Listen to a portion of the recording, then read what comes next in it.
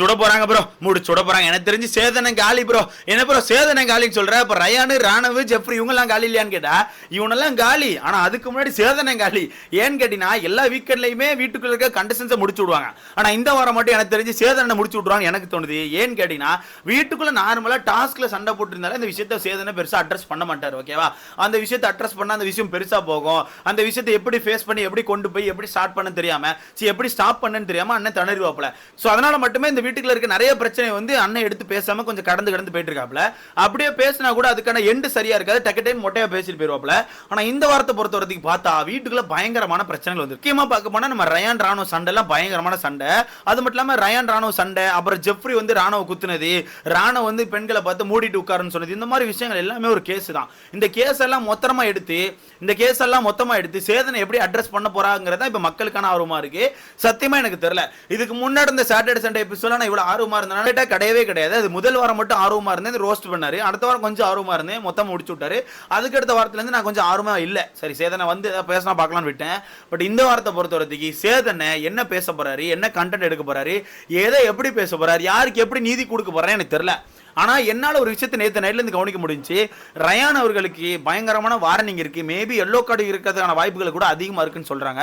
ஒண்ணுல மக்களே அப்படியே ஒரு லைக் போட்டு நம்ம வீடியோ அடுத்த அளவு சஜஸ்ட் ஆகும், பார்த்து ஒரு லைக் போட்டு விடுங்க பாவலாம். நானு அதுக்கான காரணம் என்னன்னா நீங்க எதிர்பார்க்கிற மாதிரிலாம் அந்த கழுத்து சோக்கெல்லாம் கிடையாது. கழுத்து சோக்கு அப்படிங்கிறது ஒண்ணு நடக்கவே இல்லை. அது சும்மா நம்ம தற்கொலை ராணுவ போட்டு உருட்டிட்டு இருக்கான். அந்த தற்கொலைக்கு ஒரு இளவும் புரிய மாட்டேங்குது, வீட்டுக்குள்ள ஒண்ணுமே தெரிய மாட்டேங்குது, சும்மா பேன்னு சுத்துறான்.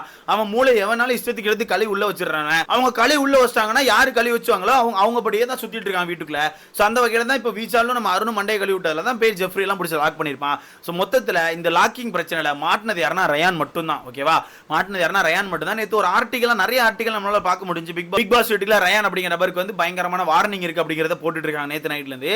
சோ அதை வச்சு பார்க்கும்போது எனக்கு தெரிஞ்சு உங்க டிஆர்பி காண்டி ரயானை வச்சு செய்ய போறாங்க அப்படின்னு தெரிஞ்சு போச்சு. Simple bro. எந்த டாபிக் பாத்தீங்கன்னா அந்த சோக் டாபிக் கிடையாது. நான் ஃபர்ஸ்டே சொல்லிட்டேன். ஏன்னா சோக் டாபிக் வந்து அங்க சோக்கே விழல. அது சும்மா சீன் கிரியேட் பண்ணிட்டு இருக்கான. சோக் அப்படிங்கிறது விழவே இல்லை.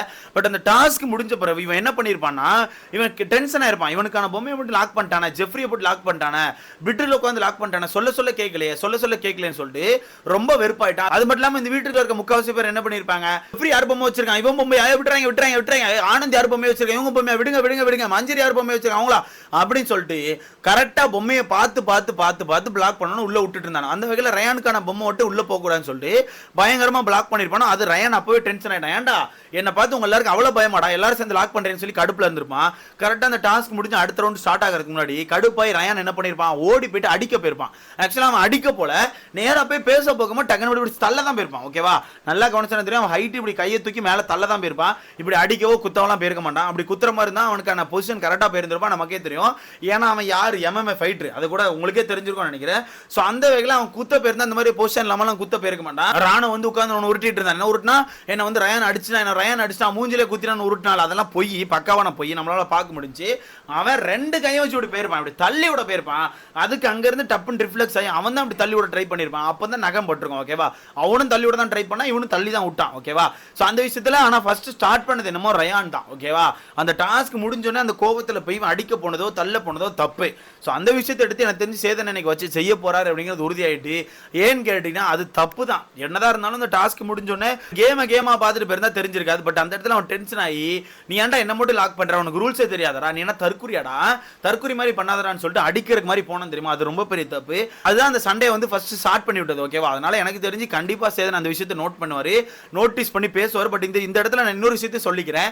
இன்னைக்கு ஃபர்ஸ்ட் ஷூட் இருக்கானே தெரியல. ஏன்னா சென்னை பொறுத்த வரைக்கும் புயல் வருது, கனத்த மழை வரப்போகுது, அந்த மாதிரி விஷயங்கள் வந்துட்டு இருக்கு. நேற்று நைட்ல இருந்து புயல் காத்துல இருந்து எல்லாமே அடிச்சிட்டு இருக்கு.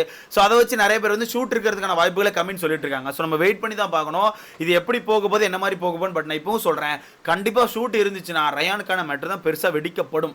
பட் நான் இந்த இடத்துல சிம்பிளா சொல்ல போனா 3 பேருக்கு நீங்க வார்னிங் கொடுக்கலாம். ஃபர்ஸ்ட் ரயான் நீங்க கண்டிப்பா கொடுத்தே ஆகணும். அவன் வந்து சோக் பண்ணல, அந்த அடிக்க போன மேட்டர் தான் சொல்றேன். அவன் சோக்லாம் பண்ணவே இல்லை, கழுத்துல ஹோல்ட் பண்ணதுக்கும் சோக்கும் நிறைய டிஃபரெண்ட் இருக்கு. தயவுசெய்து தற்கொலை மாதிரி பேசாங்க, சரியா? சோ அந்த வகையில அவன் அடிக்க போன தப்பு. அதுக்கு கண்டிப்பா உனக்கு வந்து ஒரு வார்னிங்கோ எல்லோ கார்டோ கண்டிப்பா இருக்கும் நான் நினைக்கிறேன். வெயிட் பண்ணி பார்த்தா தெரியும். ரெண்டாவது ஜெஃப்ரி லாக் பண்ணிருக்கோம், ரொம்ப கஷ்டப்பட்டான் இல்லன்னு சொல்லுவாங்க. அந்த இடத்துல பயங்கரமா கையை போட்டு குத்தி விடுறான்னு சொல்லி துடிச்சிருப்பான். சோ அந்த இடத்துல லாக்கிங் எல்லாம் ஓகே தான். பட் இருந்தாலும் இவன் என்ன பண்ணிருப்பான், கடுப்பாய் கேட்க நம்ம ரயான் வந்து விட்டுருக்க மாட்டான், பயங்கரமா ஹோல்ட் பண்ணிருப்பான். அந்த இடத்துல தான் அடிச்சிருவான்னு சொல்லிட்டு டக்குன்னு ஜெஃப்ரி வந்து தனக்கான ஆங்கிள் விட்டு ஒரு குத்தி விட்டுருப்பான். ஓகேவா? அது ரயானுக்கான அது ராணுக்கான மூஞ்சில பயங்கரமா ரிஜிஸ்டர் ஆச்சு. ஸோ அந்த வகையில் எனக்கு தெரிஞ்சு அதை நான் எபிசோட்ல காட்டல, நான் நல்லா தெரிஞ்சுக்கணும். அந்த விஷயத்தை எபிசோட்ல காட்டவே இல்லை, அதை கட் பண்ணி தூக்கிட்டானுவேன். ஸோ எனக்கு 2 வகையில் டவுட் இருக்கு. மேபி எபிசோட்ல காட்டல அப்படிங்கிறதுனால இதை கேட்காம விடுறதுக்கான வாய்ப்பு இருக்கு. ஏன்னா ராணுமே அதை அட்ரஸ் பண்ணல, அவன் டக்குன்னு அந்த கேம்ல கவனிக்காம விட்டு போயிட்டான். அவன் நிறைய விஷயங்களை கவனிக்க மாட்டேங்கிறத உண்மை. ஸோ அந்த நான் கவனிக்காம விட்டு போயிட்டான், எபிசோட்லையும் காட்டல. ஸோ அதனால எனக்கு தெரிஞ்சது கேட்கறதுக்கான வாய்ப்புகள் கம்மி. பட் இருந்தாலும் பர்சனலா நம்ம விஜய் சாலுக்கு சொன்னீங்களா, ஒரு விஷயம் பண்ணியிருக்க மனசுக்குள்ளே சாரி கேட்டுக்கணும். அதே மாதிரி இவனையும் கூட்டி ஒரு விஷயம் தப்பா பண்ணியிருக்கப்பா, அது இதுக்கப்புறம் பண்ணக்கூடாது, நீ கொஞ்சம் யோசிச்சுக்கோ, அடிக்கிறது வாங்குறதெல்லாம் கொஞ்சம் கவனிச்சு இருந்துக்கோன்னு சொல்லி சொன்னா வரப்போற நாட்கள் கேம் கரெக்டாக இருக்கும்னு எனக்கு தோணுது. ஓகேவா, எனக்கு உண்மையாக பர்சனலாக தோணுது. இதில் எனக்கு தெரிஞ்சு ரயானுக்கு கண்டிப்பாக ஏதோ வார்னிங் இருக்கு. அதை நான் அந்த டைமே சொல்லிட்டேன், ரயானுக்கு கண்டிப்பாக வார்னிங் இருக்கு, ஏதோ ஒரு பிரச்சனை இருக்குன்னு சொல்லிட்டு அதை கண்டிப்பாக ரயான் ஃபேஸ் பண்ணிவர எனக்கு தைரியம் இருக்கு. ஆனால் ரயான் பக்கா தெளிவாக இருக்கான். ஓகேவா, வீட்டுக்குள்ள இருக்க எல்லாருக்கான கேம் பிளே கண்டுபிடிச்சான், அவன் ரொம்ப தெளிவாக இருக்கான். எனக்கு தெரிஞ்சு ரயான் மட்டும் வந்து வீட்டுக்குள்ள ஃபர்ஸ்டே வந்திருந்தான். ரயான் பயங்கரமான ஒரு ஸ்கோரிங் போர்டில் இருந்திருப்பான். நிறைய பேர் டவுனா இருப்பாங்க, நிறைய பேர் வெளியவே தெரிஞ்சிருக்க மாட்டாங்கன்னு எனக்கு தோணுது. ஓகேவா, சோ இந்த வகையில இது முடிஞ்சு அடுத்ததை பார்க்க போனா நம்ம ராணுவுக்குமே கண்டிப்பா இருக்கும். ஏன்னா அவன் ஹோல்ட் பண்ண விஷயங்கள்ல ஜெஃப்ரி ரொம்ப கஷ்டப்பட்டான், அது ஓப்பனாவே சொல்றான்.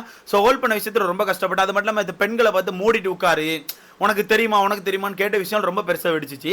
2 பேருமே ரொம்ப ஹர்ட் ஆகி பயங்கரமாக சண்டை போட்டிருப்பாங்க. அந்த விஷயத்தை எடுத்து பெண்கள்கிட்ட எப்படி பேசணும் அப்படிங்கிறத பார்த்து பேச சொல்லணும், கண்டிப்பாக அதை சொல்லணும். ஏன்னா இவ்வளோ பெருசாக வளர்ந்துருக்கலப்பா, மூளைகள்லாம் இருக்குல்ல, ஒரு பொண்ணை பார்த்து அந்த பொண்ணு பார்த்து பேசி இப்படிலாம் பண்ணாதான் அடிக்க போகதான்னு சொன்னா, இல்லை நான் அடிக்க போல, நான் அப்படி பண்ணல, அவங்க தான் அப்படி பண்ணாங்கன்னு சொல்லி சொல்றதுக்கும், நீ உனக்கு ஒன்றும் தெரியாது, நீ மூடிட்டு உட்கார் அப்படிங்கிறதுக்கும் டிஃப்ரெண்ட் நிறைய இருக்கு. ஸோ அந்த விஷயத்தில் கண்டிப்பாக அதை அட்ரஸ் பண்ணி சேதன் அதுக்கான ஒரு ஆன்சர் கொடுத்தா ராணுவம் கொஞ்சம் தெளிவாக இருப்பான். ஓகேவா, ராணுவம் வரப்போகிற வரங்கள் தெளிவாக இருப்பான். ஏன்னா இந்த வாரம் நீங்கள் அவனை எது திட்டாமல் விட்டுட்டீங்கன்னா வரப்போகிற வரங்கள் கண்டிப்பாக இந்த மாதிரி விஷயங்கள் தொடர்ந்து பண்ணுவான். ஏன்னா இந்த மாதிரி நீங்கள் திட்டக்கூடாதுன்னு மட்டும்தான் அவன் இன்னசென்ட்டாக நடிக்கிறான், அந்த டாஸ்க்கை முடிக்கிறான், பஞ்சாயத்து ஆகுது, அவ்வளோ நேரம் உட்காந்து சீன் போடுறான், சோக் பண்ணிட்டான், அப்படி பண்ணிட்டான், பயங்கரமான சீனை போடுறான். போட்டு முடிச்சப்பறம் வீட்டுக்குள்ள பயங்கர பிரச்சனை வெடிக்குமோ ஒரு சில பேர் ரெட் கார்டுன்னு சொல்றாங்க. ரயான் கண்டிப்பா நான் சாட்டர்டே சண்டே கேட்பேன்னு சொல்றான். இந்த விஷயங்கள்லாம் வந்த பிறகு இவனுக்குள்ள ஒரு பயம் என்ன பண்றான், நான் சாரி கேட்க போறேன்னு சொல்லி எல்லார்ட்டையும் உட்காந்து சாரி கேட்கறான். உங்களுக்கு புரியுது அந்த கான்செப்ட் புரியுதா? இவன் வேணும்னு பண்றான், அந்த விஷயங்கள் தப்பா போயிட்டு அந்த விஷயங்கள் சாட்டர்டே சண்டே வரும், ஐயோ அங்க நம்மகிட்ட கேட்டா பேச தெரியாது நமக்கு அப்படின்னு பயத்துல மட்டும் தான் போய் அப்பாலஜைஸ் பண்றான். ஓகேவா, அதுவும் எதுக்கு பண்ணிருக்கான், சாட்டர்டே சண்டே சேதனை கேட்டா முதல்ல எந்திரிச்சு சொல்லிடலாம் நான் மன்னிப்பு கேட்டேன்னு சொல்லிட்டு. அப்ப அவரால் டக்குன்னு பேச முடியாது, என்னப்பா மன்னிப்பு கேட்டான்லப்பா, என்னப்பா அந்த டாபிக் எடுத்து பேசுறேன்னு சொல்லிட்டு நம்ம மத்த ஆட்கள்கிட்ட கேட்க முடியாதுல்ல. அந்த ஒரு ரீசன் மட்டும் தான் மன்னிப்பு கேட்டான். ஓகேவா, இதை சாச்சனாவரை ஏற்றி விட்டுருக்காங்க. சாச்சனாக்கு என்னப்பா வந்தோன்னா டேடி 5 ஸ்டார் ரெடின்னு கேட்பாங்க, டக்குன்னு விட்டுருவாங்க. நீங்கள் இப்போ சாச்சனா ஃப்ரெண்டுன்னா உங்களையும் கேட்க மாட்டாங்க. ரயான் சாச்சனாக்கு ஆப்போசிட்டில் இருக்கான்ல, அப்போ ரயானா தான் பிடிச்சி அடிப்பாங்க. மொத்தத்தில் ரயானுக்கு இன்னைக்கு கடுமையான வருவலும் கடுமையான வார்னிங்கும் இருக்கும்னு எனக்கு தோணுது. மேபி எல்லோ கார்டுக்கு அதிகபட்ச சான்ஸ் இருக்கு. இதை பற்றி உங்களுக்கான கருத்துன்னு சொல்லி மறக்காம கமெண்ட்ல போடுங்க. மொத்தத்தில் வீக்கெண்ட் எபிசோட் இருக்குமா இருக்காதானே தெரியல, பட் இருந்தா இந்த விஷயங்கள் தான் இருக்கும்னு எனக்கு தோணும். கண்டிப்பாக இந்த விஷயம் அட்ரஸ் பண்ண வேண்டிய விஷயம், எனக்கு தெரிஞ்சு ரொம்ப அட்ரஸ் பண்ண வேண்டிய விஷயம். கண்டிப்பாக நீங்கள் அட்ரஸ் பண்ணியிருப்பீங்க, கேமராவில் ரிஜிஸ்டர் பண்ணி 2-3 இடத்துல. ஸோ கேமராவில் 2-3 இடத்துல ரிஜிஸ்டர் பண்ணீங்க. மொத்தத்தில் பஞ்சாயத்து வெடிக்க போகுது, பஞ்சாயத்து எப்படி வெடிக்க போகுது, என்ன மாதிரி வெடிப்போம் நமக்கு தெரியல. வெயிட் பண்ணி பார்க்கலாம் என்ன நடக்குன்னு. இதை பற்றி உங்களுக்கான கருத்துன்னு சொல்லி மறக்காம கமெண்ட்ல போடுங்க. அடுத்த